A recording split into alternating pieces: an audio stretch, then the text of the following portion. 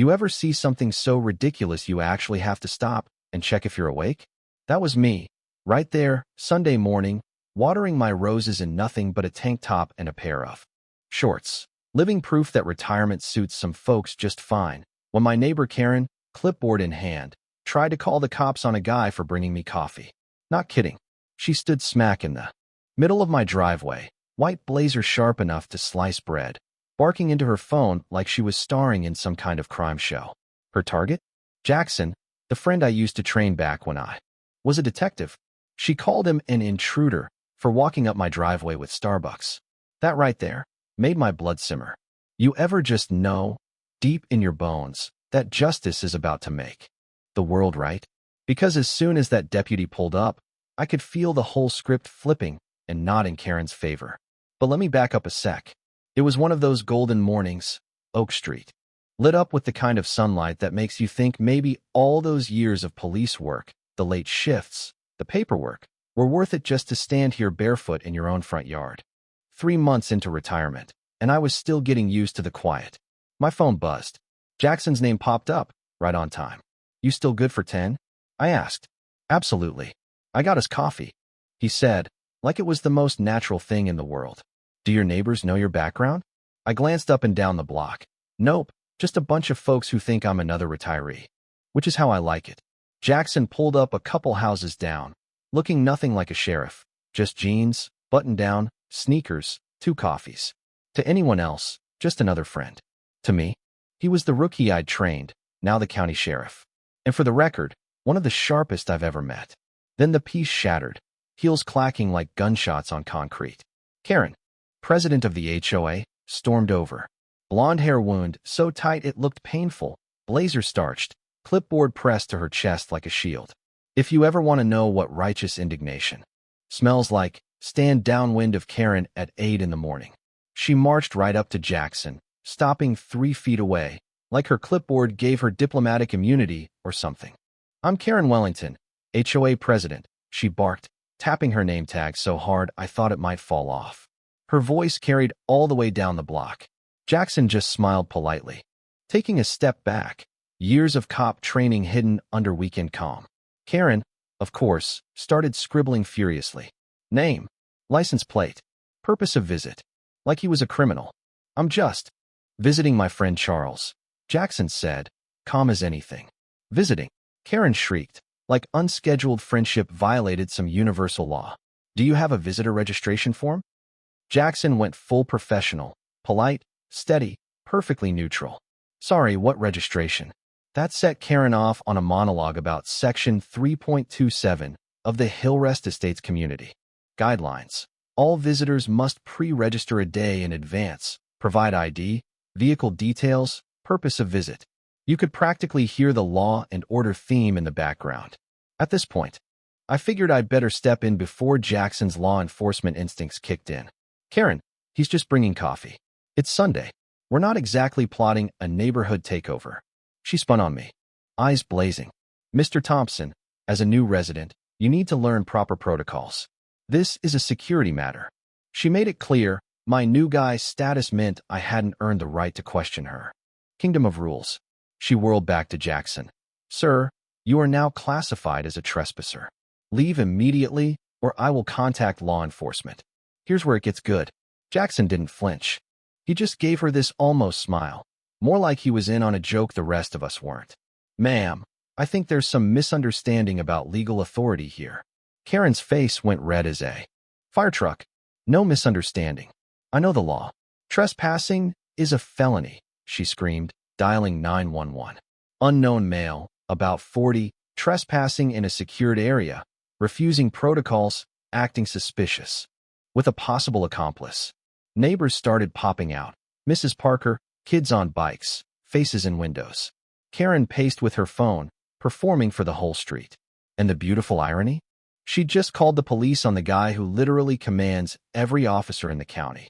Sirens in the distance. Karen nearly vibrated with excitement. The crowd thickened, neighbors in robes. Coffee mugs, phones up, whispering.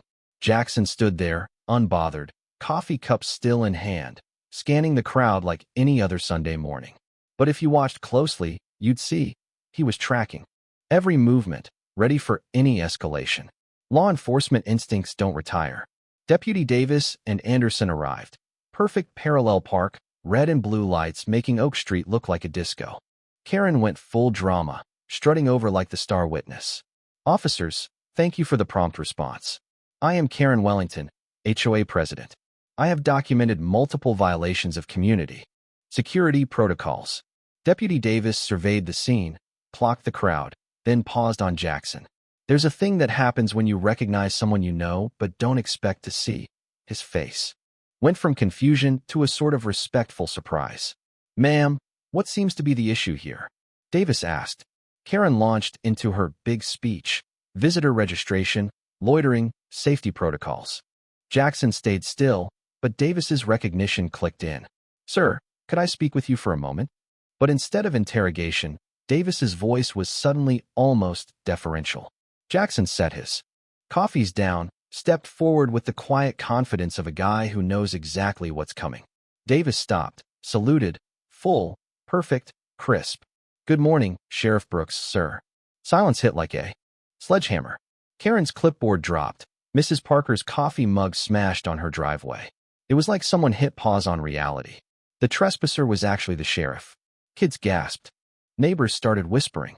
Deputy Anderson snapped to attention beside Davis, both deputies saluting the man Karen had threatened to arrest. Jackson nodded. Thank you, deputies. I appreciate your prompt response. I believe there's been some misunderstanding. Karen? Frozen, mouth open, face going from red to sheet white. She'd just spent 45 minutes berating and threatening the guy who ran law enforcement for the entire county. The look on her face, if I could bottle it, I'd be rich. If you thought it ended there, you don't know Karen. She stormed back to her house. Wedding photos turned face down, muttering to herself about rules and authority.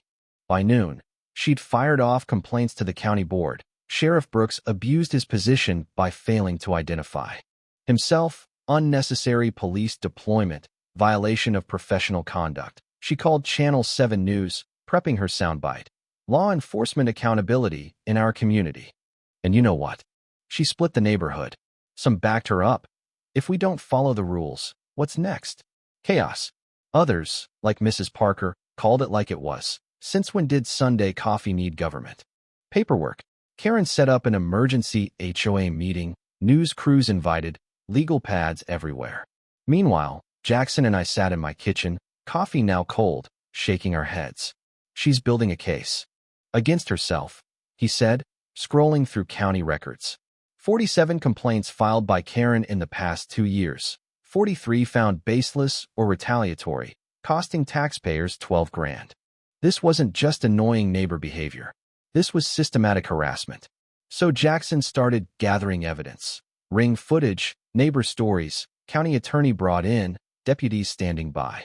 The works. That night, the HOA meeting turned into the most legendary showdown Oak Street had ever seen. Karen showed up early, blazer pressed, presentation ready. The room filled with residents, biggest turnout ever. Channel 7's camera crew set up, making it feel like a trial.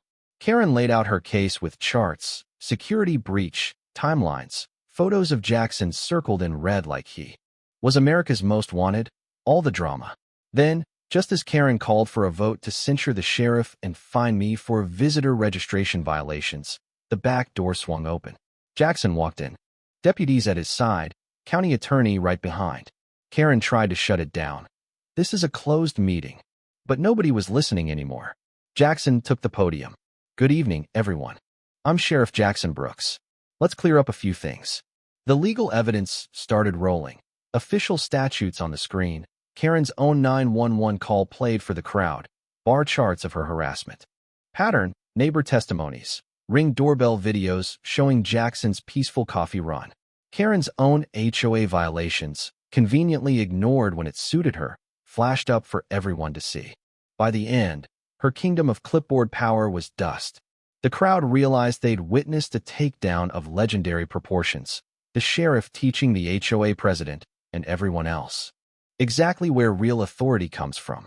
Within days, Karen was formally reprimanded by the county, sentenced to community service at the senior center, and, most poetic of all, became an online meme.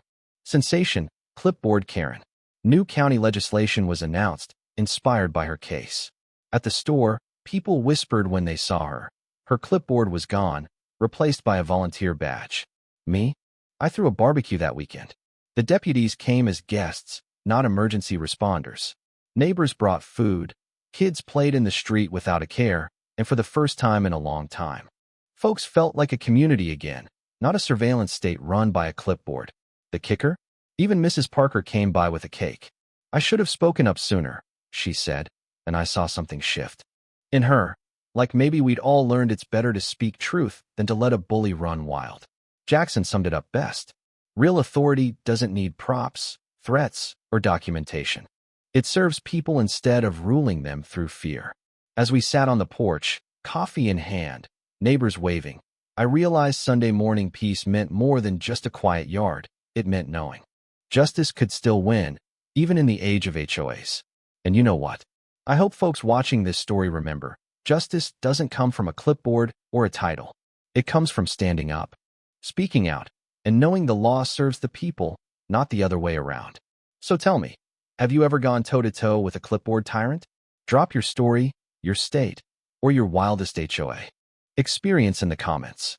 Because the only way we get justice is together, one neighbor, one cup of coffee, one story at a time.